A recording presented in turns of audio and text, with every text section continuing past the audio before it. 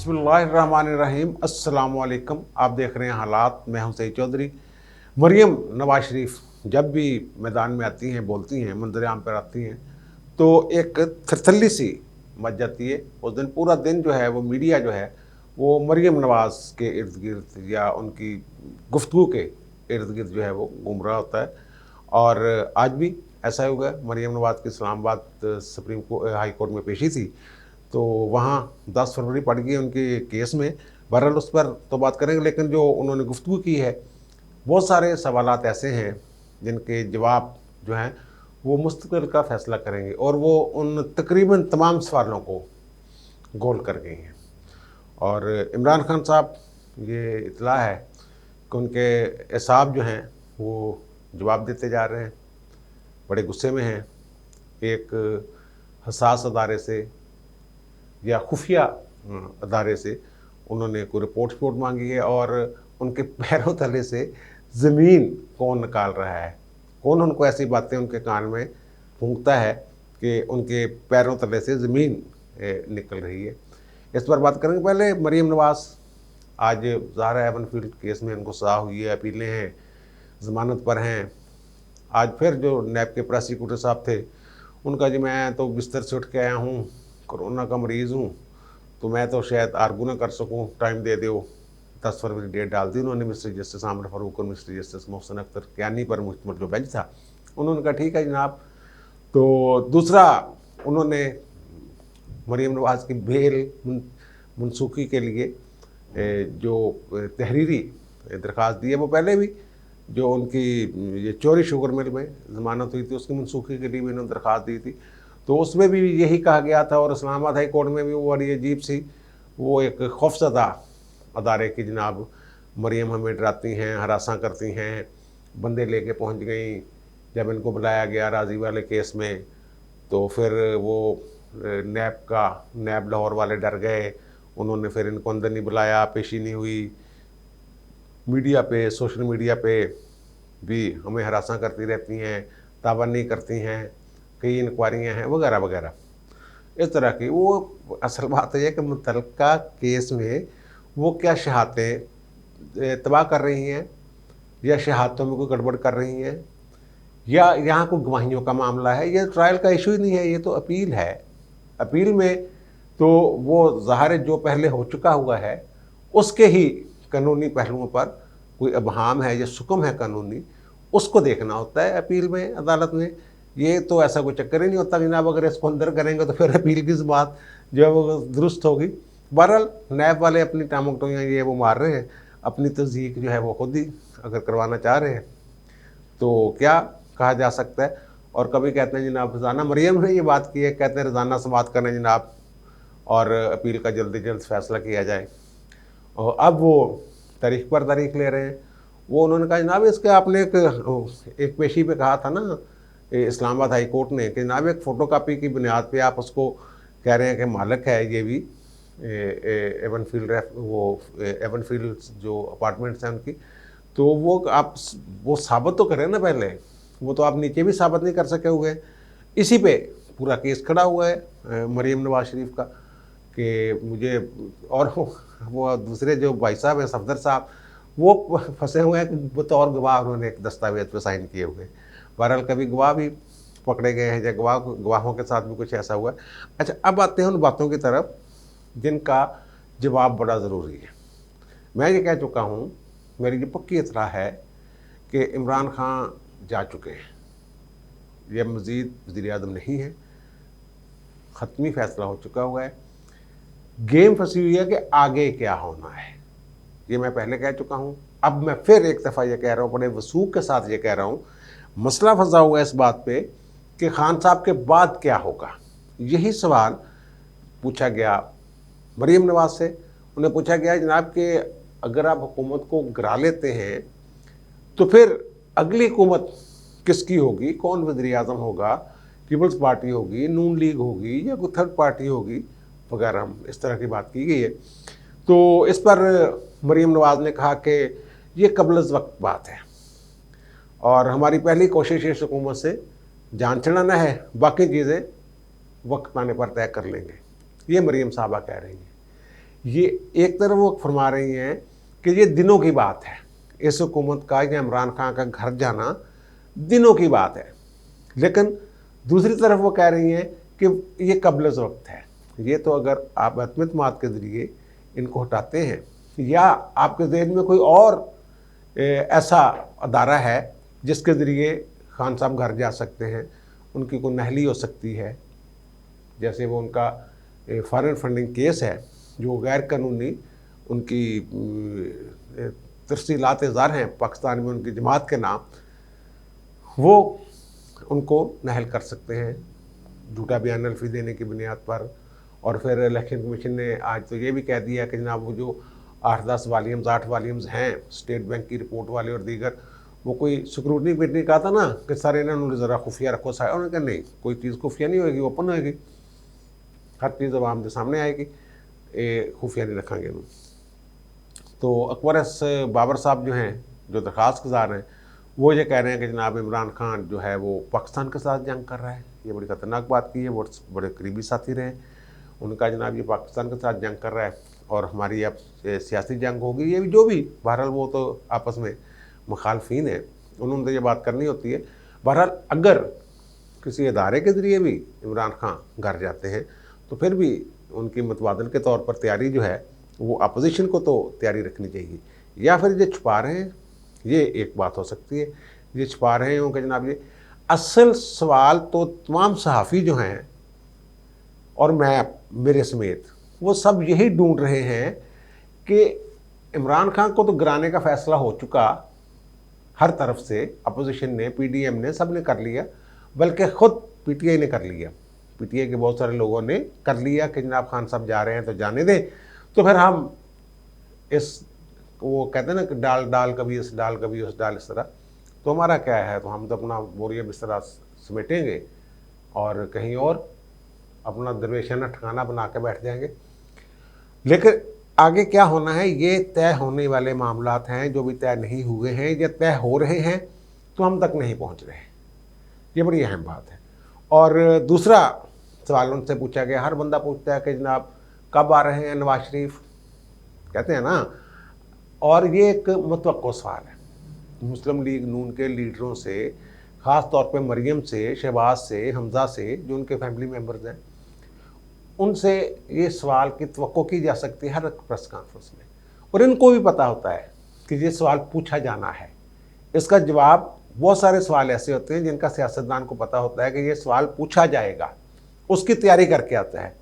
आज जब मरियम नवाज साहबा से वहाँ पूछा गया इस्लामाबाद हाई कोर्ट में, वो साफ़ियों के साथ जब गुफ्तगू होती है उनकी पेशी के बाद, तो उन्होंने, किसी ने पूछा कि नवाज शरीफ साहब कब आ रहे हैं, साफ़ी ने, तो उनका ये आप ये सवाल पूछ कर थकते नहीं, ये उन्होंने इसका गैर मुतवक्को जवाब था। या वो कह देते हैं वो आ रहे हैं, फैसला कर रहे हैं, ये वो, लेकिन ये एक जो अहम सवालात कौम के जहन में है, अवाम के जहन में है, जो मैं कह रहा हूँ कि तस्वीर रोशन करेंगे, अयां करेंगे, पिक्चर नुमायाँ करेंगे, सामने करेंगे, वो यही सवाल है कि हुकूमत के बाद हुकूमत किसकी होगी, क्या होगा, क्या सिस्टम होगा, क्या निज़ाम होगा, नवाज शरीफ कब वापस आ रहे हैं, जल्दी वापस आ रहे हैं तो काम बहुत गर्म है, देर से आ रहे, वो उन्होंने कहा कि वो वापस आएंगे, जल्द वापस आएंगे, लेकिन उनके वापसी की तारीख का तयन जो है वो नून लीग तय करेगी कि उन्होंने कब वापस आना है। डॉक्टरों वाली बात बीच में गोल हो गई शायद, वो बोर्ड भी था आज, बोर्ड वालों ने भी रिपोर्ट दे दी है, वो जो कहते थे ना उनको वापस लाना है, शहबाज शरीफ को पकड़ना है वगैरह वगैरह, तो वो पंजाब बोर्ड को उन्होंने कह दिया, नहीं रिपोर्टर देखो, पंजाब बोर्ड ने कह दिया, पंजाब के डॉक्टरों ने, पंजाब हुकूमत ने जो बोर्ड बनाया था मेडिकल, कि जनाब ये जो आपने खदशा दिए हैं, ये जो डॉक्टर लारेंस वगैरह के हैं, तो ये को रिपोर्ट, उनकी जो तिब्बी रिपोर्ट है, मेडिकल रिपोर्ट है, ये इस पर हम कोई नहीं कर सकते, दे सकते राय, तो वो भी मामला बीच में है। अब ये शायद वो एम्बेसी के ज़रिए कोशिश करें कोई रिपोर्ट मंगवाने की या उनके मुआलिजीन से मिलने की। बहरहाल ये सवाल भी मरीम कर गई गोल, ये बड़ा अहम सवाल था, और मैं ये कह चुका हूँ, मेरी इतला है अंदर खाते जो तय हो चुका हुआ है कि इमरान खान की हुकूमत में नहीं आना वापस उन्होंने। इमरान खान बिल्कुल कमज़ोर होकर ज़मीन पे गिरा हुआ होगा, और उन्हें वो जो भी आप कह लें कि वो ज़ेर हो चुके होंगे, लेकिन वो नहीं आएंगे। इमरान खान नवाज शरीफ वो तब आएंगे जब या तो निगरान हुकूमत बन चुकी होगी या उन्हें अदालतों के जरिए पूरा पूरा मुकम्मल एक रिलीफ मिल चुका होगा। और फिर मरीम साहबा ने जो फरमाया कि तरीक़ाकार क्या होगा, उनका जो वो तरीक़ाकार भी जल्द सामने आ जाएगा। इन उस तब्दीली वाली बात भी एक सामने आ रही है।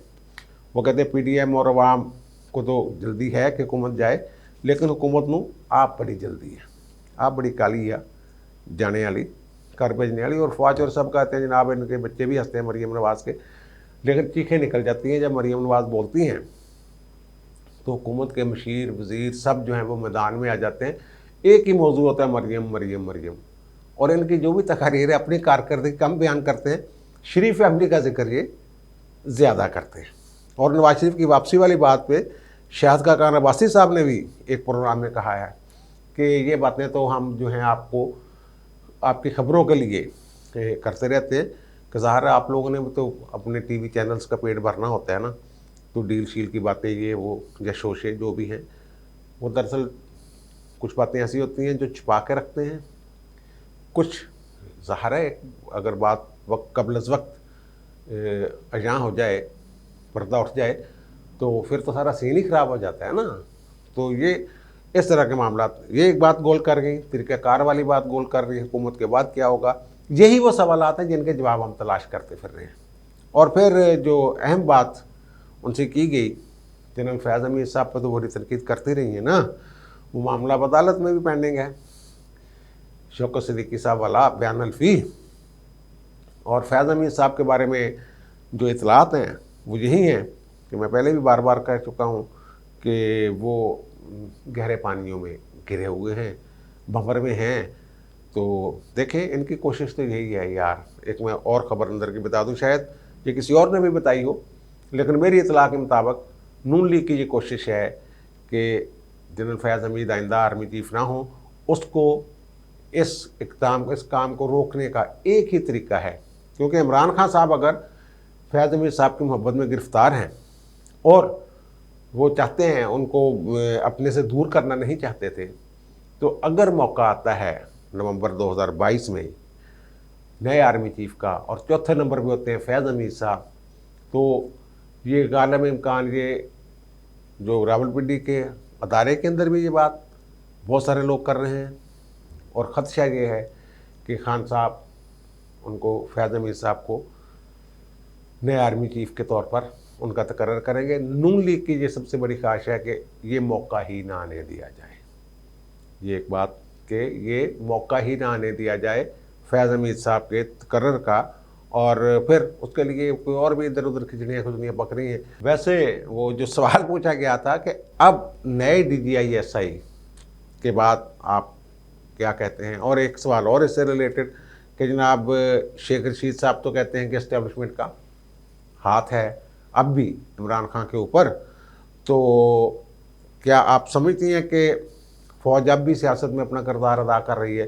तो इस पर उन्होंने बड़ा एक दानिशमंदाना जवाब दिया है कि वो कहते हैं मुझे तो ये बात समझ नहीं आती कि इस बात को कहने की क्या ज़रूरत क्यों पेश आई। ये बड़ा अहम सवाल है। ये बैनुल सतूर ये एक कहानी है पूरी कि शेख रशीद साहब कह रहे हैं कि उनके ऊपर हाथ है इमरान खान के ऊपर। वो कह रही है ये कहने की ज़रूरत क्यों पेश आई। इसलिए पेश आई कि ये जो अवाम में तासर है कि जनाब बैसाखियाँ निकल गई हैं उनकी, और वो किसी वक्त भी धड़ाम से गिर सकते हैं, ज़्यादा देर खड़े नहीं हो सकते। तो शेख रशीद साहब जो हैं वो सहारा दे रहे हैं कि नहीं कोई गल नहीं, सिर से आता थोड़े। ये असल में ये स्टोरी। और दूसरा उन्होंने ये कहा कि मैं ये उम्मीद करती हूँ कि जो माजी में गलतियाँ हुई हैं, यानी ISI ने जो गलतियाँ की हैं वो अब नहीं होंगी। सब आइन और कानून के दायरे में रह के अपना जो किरदार अदा करना है तो वो करेंगे। यानी कि नए DGI-SI के हवाले से उन्होंने अच्छी उम्मीदें वाबस्ता कर रखी हैं।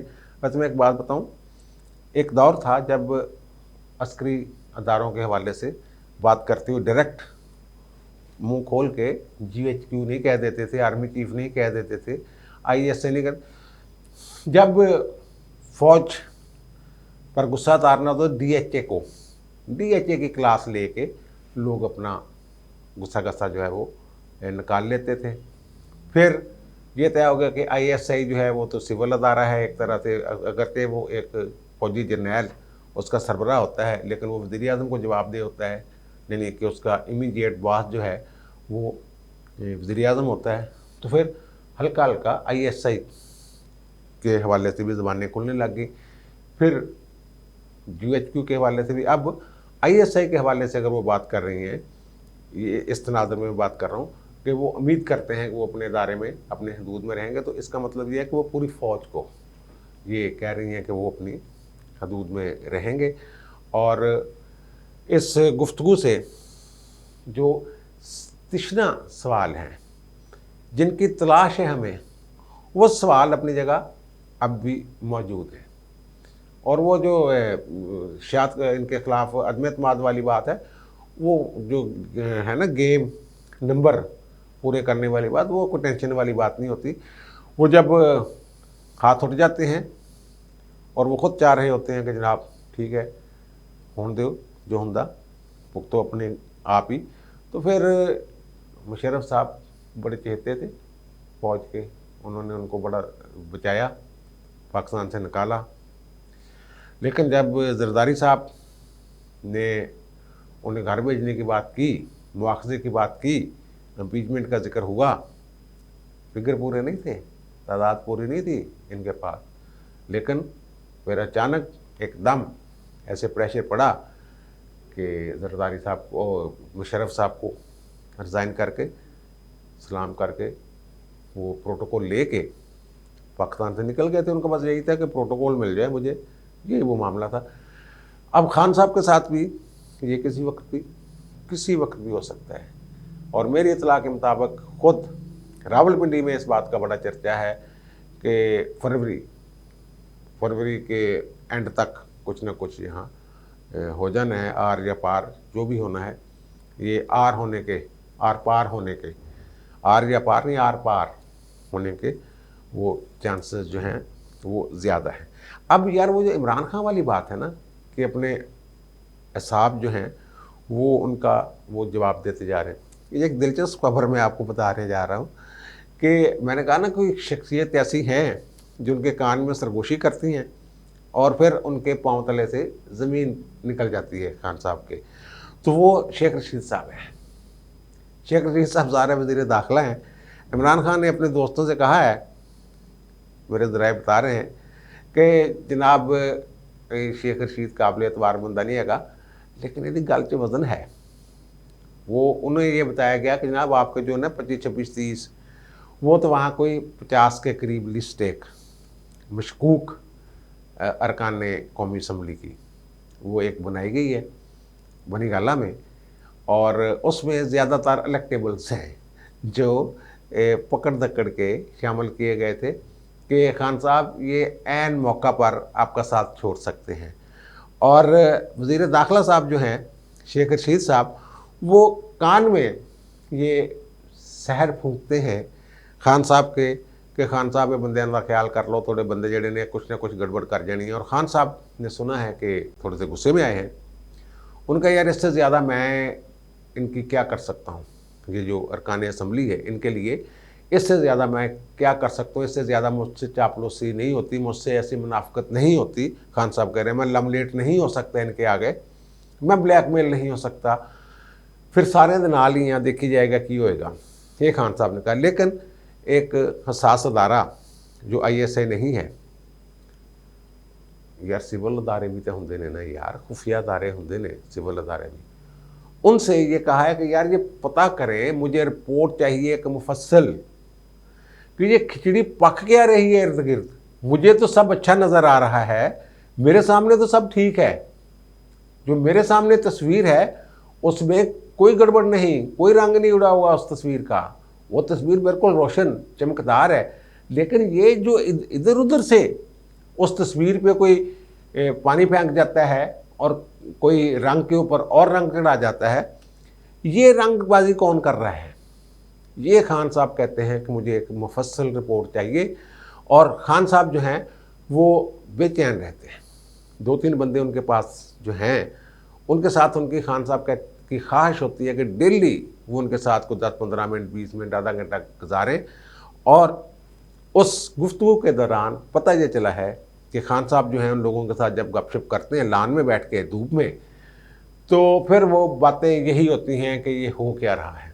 ना इस मुल्क के लिए कुछ प्लानिंग, ना अवाम की बहबूद के लिए कुछ प्लानिंग।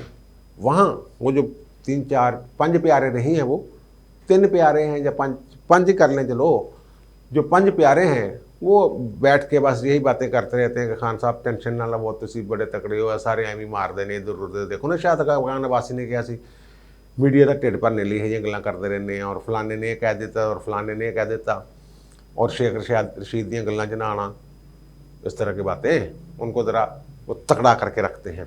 लेकिन खान साहब अंदर से डरे हुए हैं, और वो उनके इर्द गिर्द जो कुछ लोग हैं वो उनके हवाले से भी ये पता नहीं बात करनी चाहिए कि नहीं।